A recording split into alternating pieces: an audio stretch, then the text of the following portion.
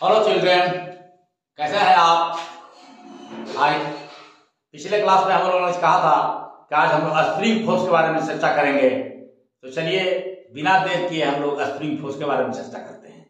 देखिए, जब कोई स्प्रिंग कहीं पे फिक्स है, मतलब one end of the spring is fixed by a hook, किसी हुक से फिक्स किया हुआ है, और आप खींचते हैं तो आप अपनी तरफ बल लगाते हैं, लेकिन स्प्रिंग का टेंडेंसी होता है तो आप खींच के अपने स्थान पर चला है, रिस्टोर कर लेंगे, तो वह एक रिस्टोरिंग फोर्स लगाता है। इस रिस्टोरिंग फोर्स को कहते हैं स्प्रिंग फोर्स। जो हम फोर्स लगाते हैं वह नहीं, बल्कि जो स्प्रिंग फोर्स लगाता है अपने पोजीशन को एस्टेब्लिश करने के लिए, उसको कहते हैं रिस्टोरिंग फोर्स। तो आइए देखिए, इसको हम समझते हैं मैथमेटिक्स की भाषा में। स्प्रिंग फोर्स को actually spring force is also a conservative force, जिसको हम लोग बाद में मैथमेटिकली देखेंगे भी। तो आज लिखते हैं हम लोग स्प्रिंग फोर्स।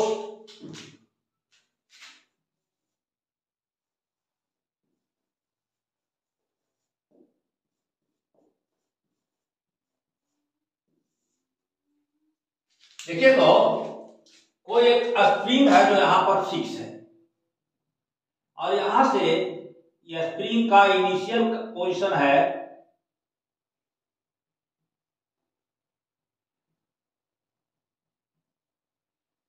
ये स्प्रिंग का आपका x इज इक्वल टू 0 कहिए, ये इनिशियल पोजीशन है और यहां पर फिक्स है।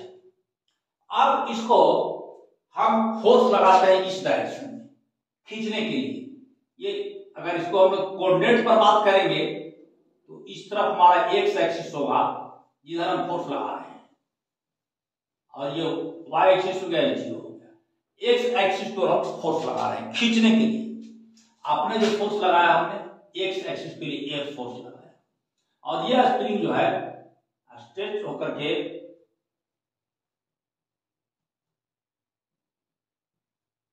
सपोज यहां पर आ गया। अब यह आपका जो है x इक्वल टू x से मैक्सिमम जगह पर आ गया। मैक्सिमम का है एक्सम या एफ भी कह सकते हैं, फाइनल पोजीशन पर आ गया। तो यहां से यहां तक डिस्प्लेसमेंट क्या हुआ? यह हमारा डिस्प्लेसमेंट हमारा है, ये जो डिस्प्लेसमेंट हमारा है एक्स एम, यही स्प्रिंग का डिस्प्लेसमेंट हुआ। और अब स्प्रिंग फोर्स क्या होगा? अब जो फोर्स हम लगा रहे हैं, खींच रहे हैं पॉजिटिव एक्स की ओर, स्प्रिंग फोर्स इस तरफ लगेगा, ठीक बैक लगेगा, इस तरफ लगेगा एफ एस स्प्रिंग फोर्स। जितना फोर्स से हम उसे खींच रहे हैं, ठीक उतना ही फोर्स से लगेगा स्प्रिंग फोर्स, लेकिन अब पॉजिटिव डायरेक्शन में लगेगा, मतलब डायरेक्शन निगेटिव में लग जाएगा। तो यह जो स्प्रिंग जो होगा, ये हम लोग खींच रहे हैं। अब एक दूसरा कंडीशन देखिए, जब हम लोग स्प्रिंग को प्रेस करते हैं, ये प्रेस करेंगे,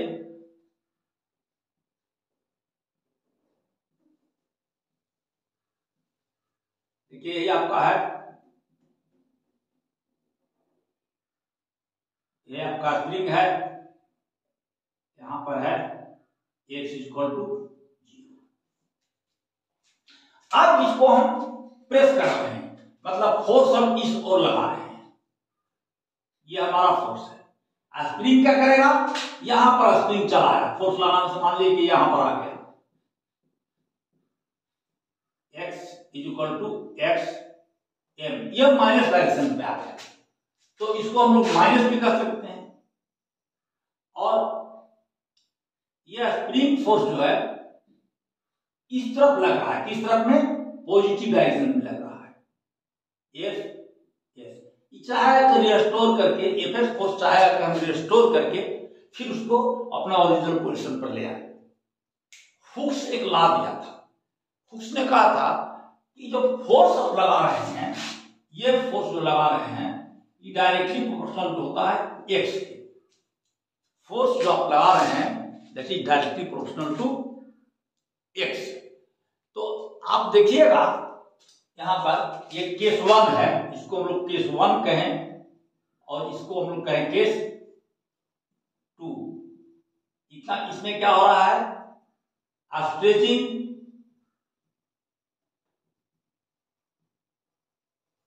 और इसमें क्या होगा, कंप्रेसिंग। यहां पर कंप्रेशन हो रहा है। यहां पर एफ क्या है, F spring force is negative, displacement इस डायरेक्शन में है तो F S is x m is positive. इसके साथ देखिए तो spring force F S is इस तरफ में है तो है पॉजिटिव, इज पॉजिटिव, और एक्स एम इज निगेटिव। मतलब जो डिस्प्लेसमेंट है उसके अपोजिट लगेगा स्प्रिंग फोर्स, या स्प्रिंग फोर्स के अपोजिट होगा डिस्प्लेसमेंट। तो हुक्स ने एक लॉ दिया और कहा कि यह जो स्प्रिंग फोर्स लगता है यह जो होता है प्रोपोर्शनल टू एक्स। लेकिन यहां पर देख रहे हैं कि दोनों एक दूसरे के अपोजिट हो रहे हैं, तो ये अगर ये पहला पोजीशन लिए हुए हैं तब ये हो जाएगा माइनस एफ एक्स इक्वल किया, इसको आप लिखे पहले लिख देते हैं हम लोग, F x is equal to some constant into x. और केस 1 के लिए एक निगेटिव है तो दूसरा पॉजिटिव है, तो हम लिखे minus F x is equal to k x, और S S is equal to minus k x. ये हो गया for case 1। For case 1 means when the spring is being stretched, खींचा जा रहा है। थोड़ा सेकेंड केस में आइए, फिर हम लोग वही बात करेंगे कि F S is directly proportional to x. X यहां पर एक्शन जो है नेगेटिव डायरेक्शन में, तो हम कहेंगे कि F S is some constant K into minus X M, that is या माइनस एक्स क्यों का है, some constant into minus X. तो ये इस तरफ में आ रहा है, तो ये आप फिर कहेंगे कि F S is equal to minus k x. ये हो गया for case second. For case second k is called spring constant, k is called a spring constant।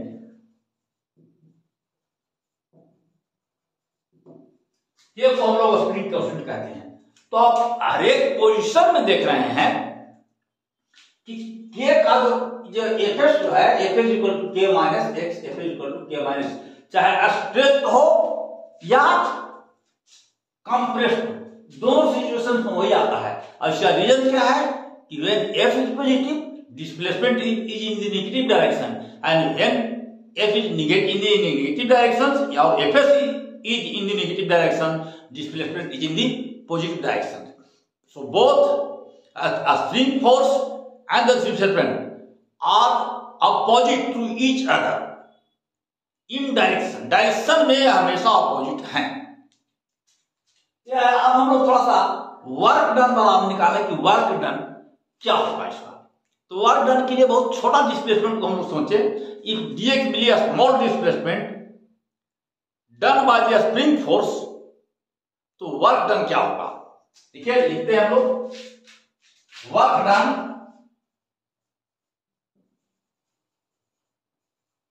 by a spring force for a small displacement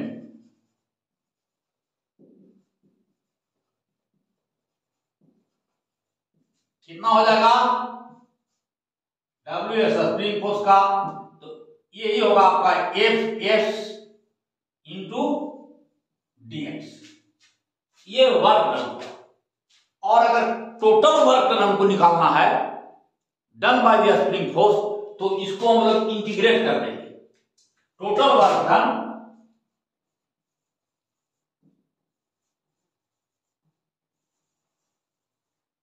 by a spring force is equal to F S d x. S spring को दिखा रहा है, force due to spring, और इसको हम लोग integrate कर देंगे एक्स इनिशियल पोजीशन से एक्स फाइनल पोजीशन तक हम लोग कर देंगे। एक्स फाइनल क्या है, इनिशियल क्या है, 0 है, एक्स फाइनल क्या है, एक्शन है। अब हम लोग एफ एक्स का वैल्यू रख सकते हैं, तो यहां पर यह जो आ जाएगा minus k x d x, integration sign खाली चुपचाप लिख रहे हैं, बाद में हम लोग उसका ऊपर नीचे का लिमिट बैठा देंगे, अपर लिमिट और लोअर लिमिट को हम लोग बाद में करेंगे विचार। आइए देखिए, तो ये हो जाएगा minus k x square by 2, ये हो गया टोटल वर्क डन।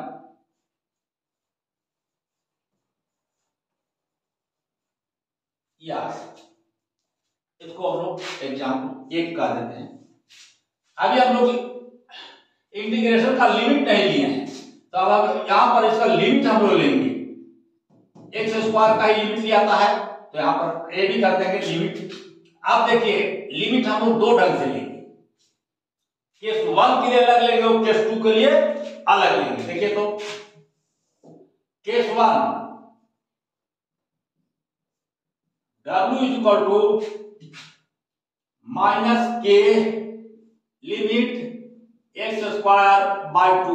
देखिए तो एक्स आई इनिशियली क्या है, एक्स 0 है, और फाइनली क्या है, एक्स एम पर एक्स एम है, तो एक्स का वैल्यू एक्स एम, यह आपका आ जाएगा this is equal to minus k, ऐसे लिखते हैं, 2 को कांस्टेंट तो बाद निकाल लीजिए, और एक्स स्क्वायर के आप पहले एक्स एम लिख के स्क्वायर कर दीजिए, फिर 0 है तो 0 लिख के स्क्वायर कर दीजिए। यही तरीका है करने का।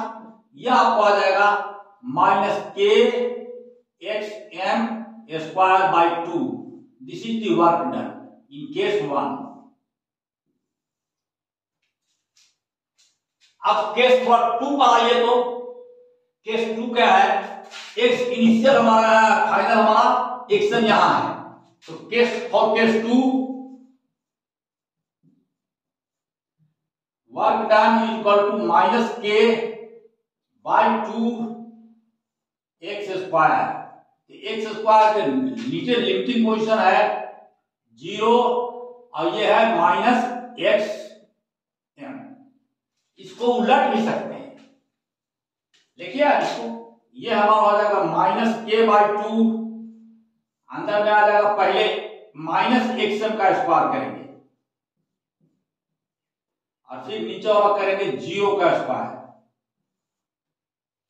तो ये आ जाएगा माइनस माइनस प्लस, फिर आ जाएगा minus k x m square by 2, this is work done. आप देख रहे हैं कि दोनों केस में चाहे स्प्रिंग स्ट्रेच किया जा रहा है या कंप्रेस किया जा रहा है, वर्क डन का मान सेम आ रहा है। ये दोनों जो है सेम एक्सप्रेशन हमें दे रहा है। सपोज एक्स एम जो है फाइनल पोजीशन और इनिशियल पोजीशन दोनों एक बराबर हो, तो क्या होगा, इसका मतलब कि एक्स इज इक्वल टू 0 पर है और there is no work done is done. इसका मतलब क्या है, थोड़ा सा, when x i is equal to x s, तो इसका मतलब क्या है कि कोई डिस्प्लेसमेंट हो ही नहीं रहा है, तो सीधा कहेगा कि x s minus x i is equal to 0, that is displacement is 0।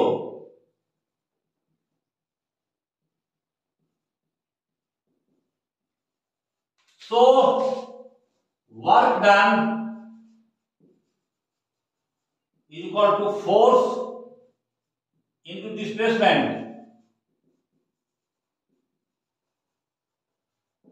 So this will be force into 0.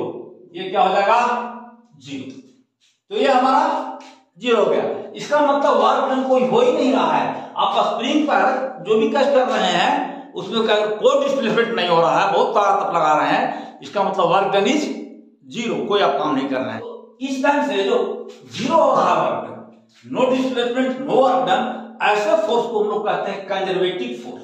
मतलब इस तरह जो आ रहा है केवल डिस्प्लेसमेंट से मतलब है, कैसे डिस्प्लेसमेंट हो रहा है उससे मतलब हमको नहीं है। ऐसे फोर्स को हम लोग कहते हैं कंजर्वेटिव फोर्स। मतलब जैसे कि आप अगर यहां से ए से आप स्टार्ट करके और बी तक अगर कोई जा रहा है, तो अगर ये यहां से आएगा, ये डिस्प्लेसमेंट नहीं हमारा होगा, ये हमारा डिस्प्लेसमेंट होगा। ये जो होगा x1 बहुत ज्यादा हो जाएगा, ये x1 है, x1 is greater than x, ये जो है x2 is also greater than, ऐसे ऐसे घूम के आ रहा है। तो उससे मतलब नहीं है वर्क डन निर्भर करेगा केवल इस पोजीशन पर, ए और बी पर और उसके डिस्प्लेसमेंट पर, बल्कि डिस्टेंस पर निर्भर नहीं करेगा। तो जब जो फोर्स जो लगा और जो वर्क डन हुआ, वर्क डन इस डिस्प्लेसमेंट से हम निकालेंगे तो हमेशा आएगा, यही आएगा। और ऐसे फोर्सेस को हम लोग कहते हैं कंजर्वेटिव फोर्स। तो ठीक है, आप लोग आगे बढ़ते हैं। कंजर्वेशन ऑफ मैकेनिकल एनर्जी, जो स्प्रिंग की हम लोग बात कर रहे थे, तो उसमें मैकेनिकल एनर्जी कंजर्वेशन कैसे होगा, मतलब टोटल एनर्जी कंजर्वेशन कैसे होगा, थोड़ा इसको देखते हैं। आइए पहले बोर्ड साफ करते हैं।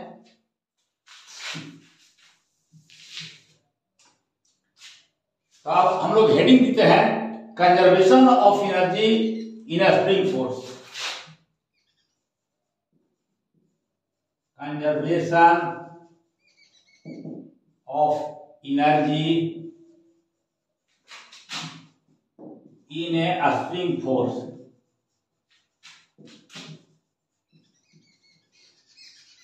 देखिए, एक स्प्रिंग को लेते हैं, उसको एक मास अटैच कर देते हैं। ये हमारा स्प्रिंग है,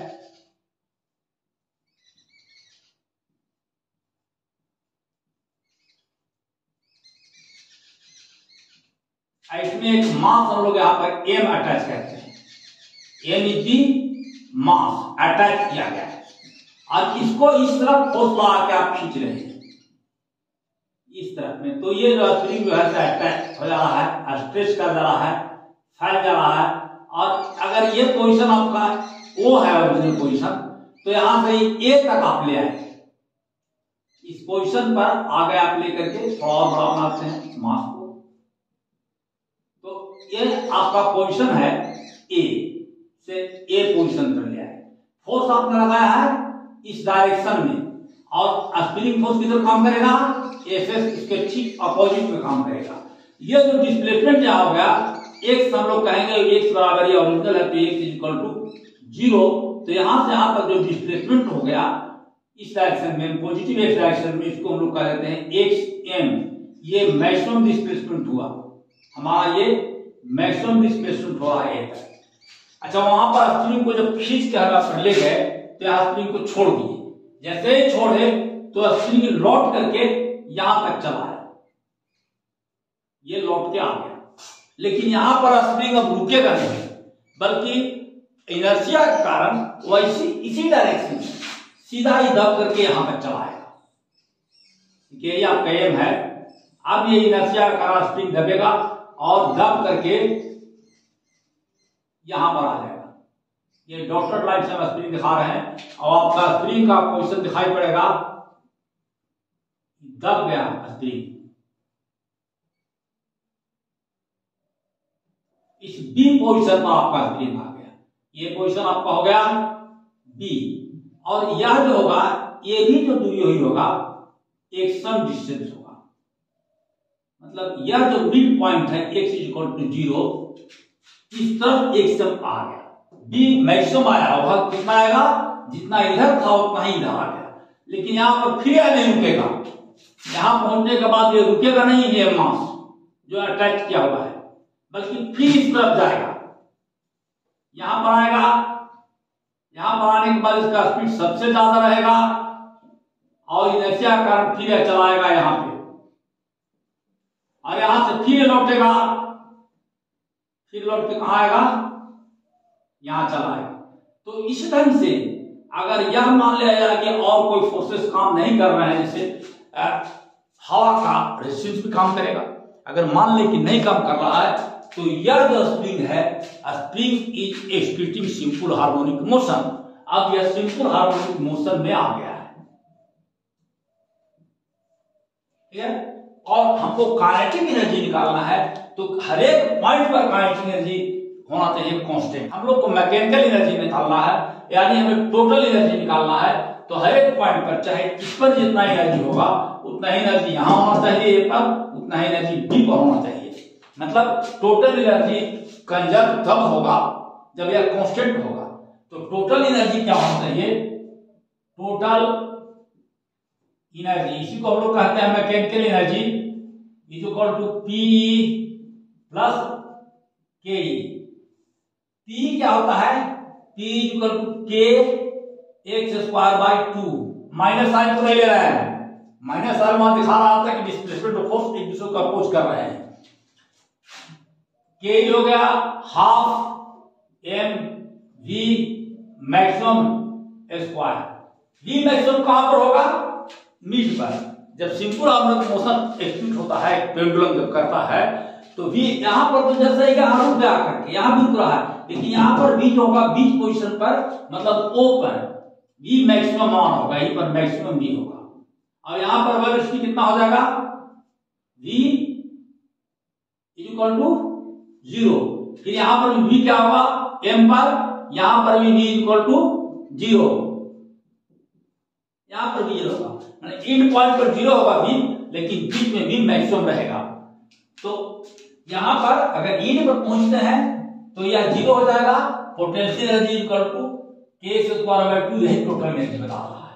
और जब हम लोग बीच में पहुंचते हैं तो यह जो होगा x इक्वल टू 0 हो जाएगा, और तब टोटल एनर्जी होगा यह बताएगा।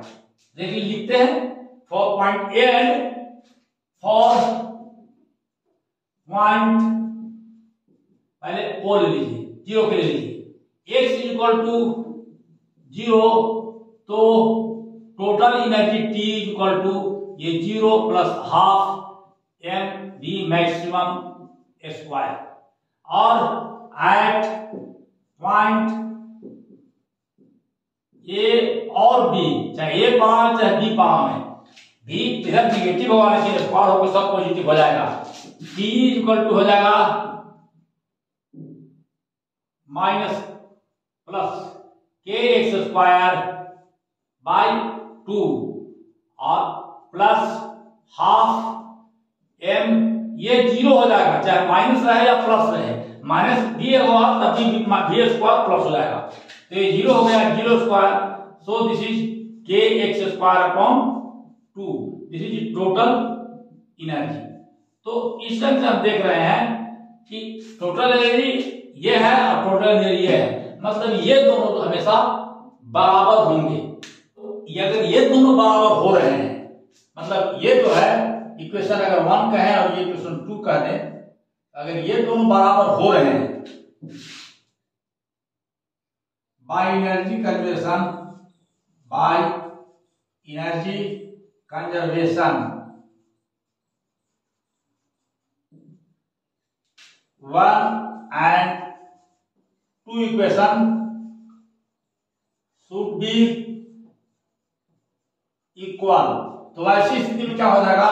Half m v maximum square equal to k x square by 2। देखिए तो दो कैंसिल हो जाएगा, तो वी मैक्सिमम क्या हो जाएगा? V max equal to k by m under root plus minus, और एक्स स्क्वायर का हम लिखते हैं x m, where for v maximum, v जब मैक्सिमम यहां होगा, मतलब यहां वी मैक्सिमम होगा, तो एक्सएम क्या हो जाना चाहिए? ये एक्सएम होगा, एक्सएम 0 होगा, तो हम लोग लेंगे for XM, for v maximum x is XM, तो हम लोग इसको एक्सएम कहेंगे कि यह एक्सएम है। और तो हम लोग इसको एक्सेप्ट कहेंगे। जब बी मैक्सिमम है, एक्स इज एक्सम, और ये एक फॉर्मूला हो गया हमको। ये फॉर्मूला देखिए, ये फॉर्मूला रेट से हम घेर रहे हैं इसको,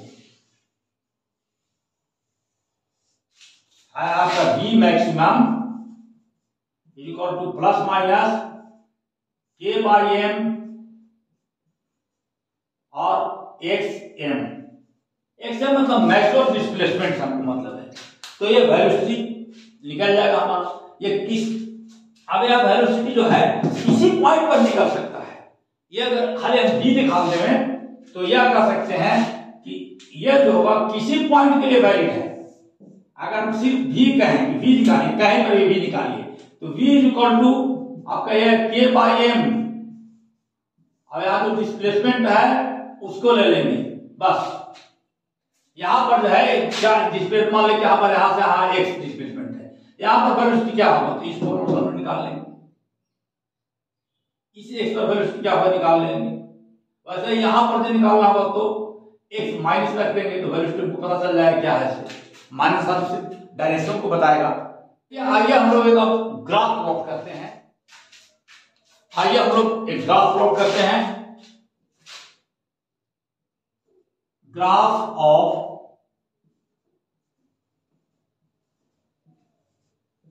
P versus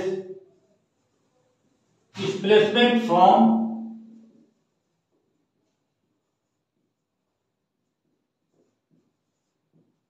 मिड पॉइंट। मतलब ये जो आपका जो मिड पॉइंट हमारा था स्प्रिंग का, याद कीजिए यहां पर मिड पॉइंट है तो इस तरह से डिस्प्लेसमेंट हो रहा है स्प्रिंग का। जो हम लोग यहाँ पर एक्स एम कह रहे थे पॉजिटिव डायरेक्शन में एक्स एम, और ये इस तरफ जब आ रहा था घूम के तो इसको हम लोग कह रहे थे कि यहां से यहां तक ये है माइनस एक्स एम, मतलब डिस्प्लेसमेंट तो एक्स एम ही है, ये माइनस डायरेक्शन में माइनस ले लिए हैं। तो इस पर निर्भर करें, इसका हम लोग ग्राफ खींचते हैं। ये कैसे खींचेंगे ग्राफ,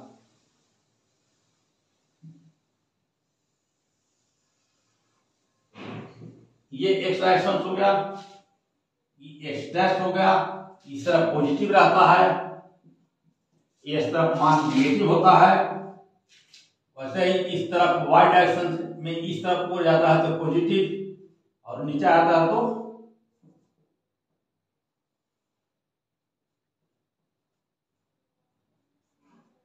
वाई डैश कहा जाता है या माइनस वाई कहा जाता है।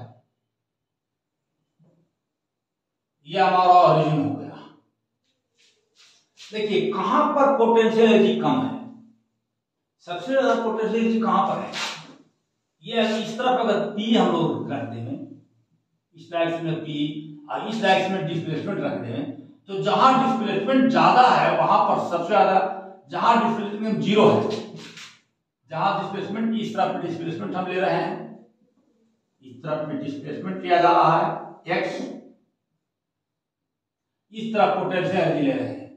तो जहां ये मैक्सिमम कहां है, जब मिड पॉइंट पे है, मानो एक तरफ जीरो पर मैक्सिमम है यहाँ पर है, और ये मिनिमम कहां हो जा रहा है, जहां पर एक्सएम जैसा ही आता है तो पोटेंशियल एनर्जी हमारा एक्सएम पर ये मिनिमम हो जा रहा है। तो ये डिस्टेंस को थोड़ा सा बढ़ा देते हैं।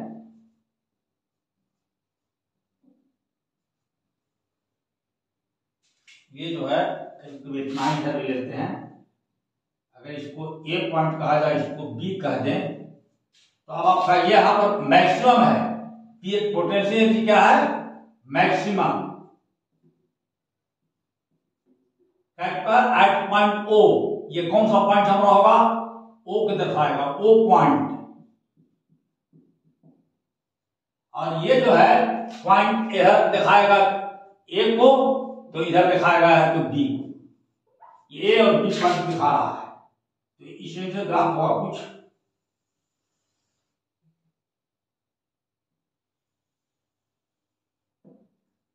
पैराबोलिक ग्राफ का नेचर होगा, इसमें ग्राफ आएगा फ्री हैंड से खिंचाएगा तो। और इसका जब काइनेटिक एनर्जी ग्राफ खींचिएगा तो यहां पर काइनेटिक एनर्जी क्या हो जाएगा, जीरो होगा, और यहां पर काइनेटिक एनर्जी मैक्सिमम होगा। तो उसका ग्राफ कुछ इस ढंग से आएगा।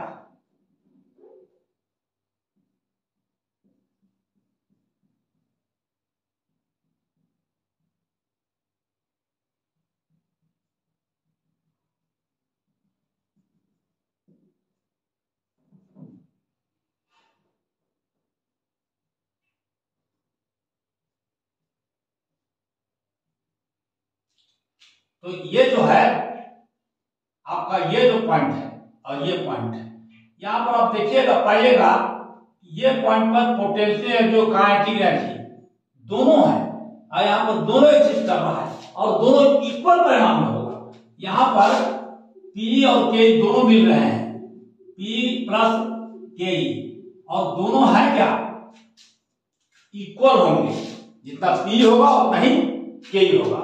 इस पॉइंट पर भी P और K दोनों मिल रहे हैं and P is equal to K। यहां पर भी इस पॉइंट पर P is equal to K। ये ग्राफ जो है डॉटेड लाइन वाला ग्राफ है, काइनेटिक एनर्जी ग्राफ है, इसको कहिए। ये जो स्ट्रेट लाइन ग्राफ था ये पोटेंशियल एनर्जी ग्राफ था, मतलब इसको अपनी दिए संकेत में ये हो गया KE, सॉरी ये हो गया जो सीधा लाइन जो फुल लाइन है इसको हम लोग कहेंगे पोटेंशियल एनर्जी का है, और जो डॉटेड से जो दिखाया है ये काइनेटिक एनर्जी को दिखाए हुए हैं। और ये दोनों एक पॉइंट पर मिलते भी हैं, एक्चुअली वहां जहां मिलेंगे वहां पर पोटेंशियल एनर्जी और काइनेटिक एनर्जी दोनों बराबर बराबर रहेंगे और दोनों रहेंगे वहां पर। अगर एक और दूसरे पॉइंट पूछा जाएगा तो वहां पर यहाँ पर पूछा जाएगा कि कितना होगा, तो यहाँ जो काइनेटिक एनर्जी होगा इसके कन्वर्जन में यहाँ क्या होगा पोटेंशियल एनर्जी, उसको निकालेंगे तो हम लोग बता देंगे कि यहाँ काइनेटिक एनर्जी पोटेंशियल कितना होता है इस ग्राफ से। यह ग्राफ एक चीज और दिखा रहा है, यह कंजर्वेशन ऑफ एनर्जी को भी सेटिस्फाई कर रहा है कि एनर्जी कंजर्वेशन हमारा हो रहा है, हर जगह एनर्जी कंजर्वेशन हमारा हो रहा है, इस चीज को भी दिखा रहा है ग्राफ। तो चलिए अब हम लोग एक दो छोटा सा न्यूमेरिकल्स बनाते हैं और उसके बाद इस चैप्टर को हम लोग खत्म कर देंगे। आइए इस बोर्ड को साफ करके तो आइए हम लोग न्यूमेरिकल बनाते हैं। A body of mass 20 kg होना है। पहला क्वेश्चन है a body of mass 20 kg is moving with a constant velocity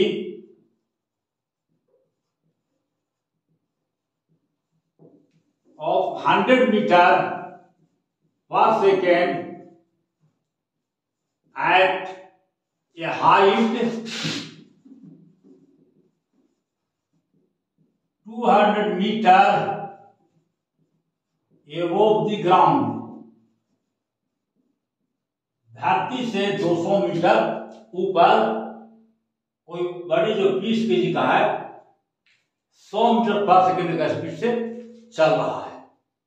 कह रहा है तो इसको एक बॉडी है जिसका मास है 20 किलोग्राम, उसका स्पीड है 100 मीटर पर सेकंड।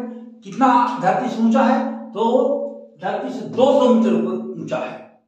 तो पूछा जा रहा है कि calculate its energy, total energy को निकालिए।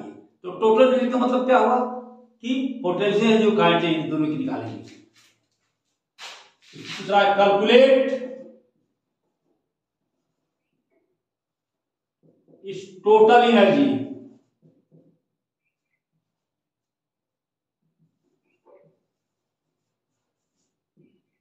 टोटल एनर्जी निकालें। कैसे सॉल्यूशन करेंगे हम लोग देखिए। Total energy is equal to P, एकदम सिंपल सवाल है, फॉर्मूला पर रख देना है, plus KE। P is equal to mgh और K is equal to half mg square. m है 20 kg, g है 9.8 और h है 200, और ये जो होगा हाफ, m की जगह 20 और b की जगह 100 इंटू 100, 100 इंटू इसको अगर करेंगे, देखिए काटते हैं, ये हो जाएगा 10, ये हो जाएगा प्लस और ये हो जाएगा दोनों को ऐड कर दिया जाएगा 1,39,200 जूल। ये आपका आंसर। सेकंड क्वेश्चन और करते हैं, देखते हैं। सेकंड सवाल है, a body of mass 200 kg is projected vertically with a speed of 300 meter per second. Assuming that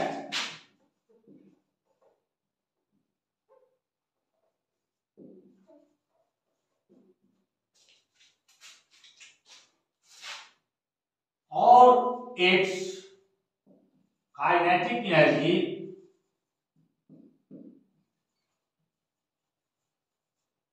is converted to potential energy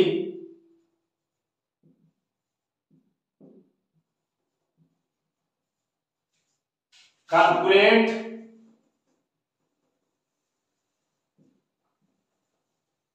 maximum height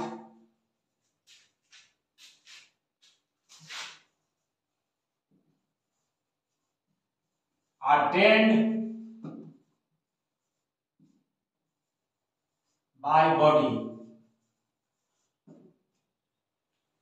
question है, a mass of 200 kg is projected vertically with a speed of 300 meter per second, assuming that all its kinetic energy is converted to potential energy, calculate maximum height attained by the body।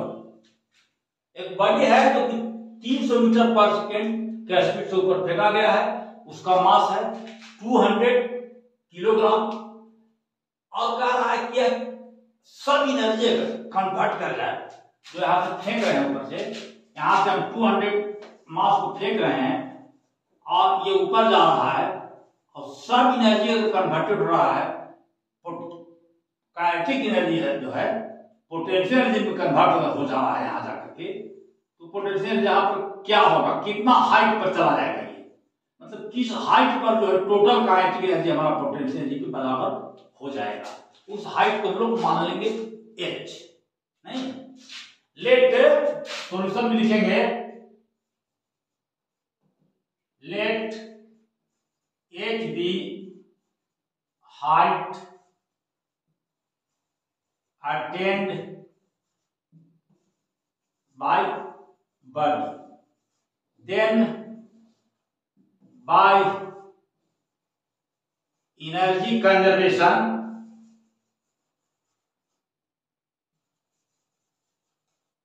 Law क्या होना चाहिए, mgh/p equal to half mv²। इसके m से m cancel हो गया, हमको h निकालना है तो इधर ले जाएगा इसको, तो h equal to v²/2 into g। v का मान दिया हुआ है एक निकालने के लिए, v equal to how much, देखिए तो 300 मीटर दिए हुए हैं, तो 300 इंटू 300 अपॉन 2 इंटू 9.8, ये मीटर में आएगा। इसको आप कीजिएगा तो आएगा 4591.8 मीटर, और इसको किलोमीटर में अगर बदलते हैं तो लिखेंगे 4.5918 किलोमीटर। अच्छा, इस ध्यान रखिए तो 59 को हम लोग 9 है तो हम लोग 4.6 ही लिख के छोड़ देंगे, तो हम लोग सीधा कह सकते हैं कि हाइट लगभग हो जाएगा, हाइट एक जो हो जाएगा 4.6 किलोमीटर। मैंने जब 4.6 किलोमीटर पर पहुंचेगा जैसे ही है तो वहां पर इसका वेलोसिटी 0 हो जाएगा, और टोटल जो काइनेटिक एनर्जी था जिससे वो प्रोजेक्टेड किया गया था वह पोटेंशियल एनर्जी में कन्वर्ट हो जाएगा। उसके बाद बड़ी फिर अगर वापस लौटेगा तो ये हुआ। अब हम लोग नेक्स्ट करेंगे तो वेरियस फॉर्म ऑफ एनर्जी के बारे में हम लोग चर्चा करेंगे, थोड़ा पावर के बारे में हम लोग पढ़ेंगे और कुछ प्रॉब्लम एक दो करेंगे। तो ठीक है, मिलते हैं नेक्स्ट डे में।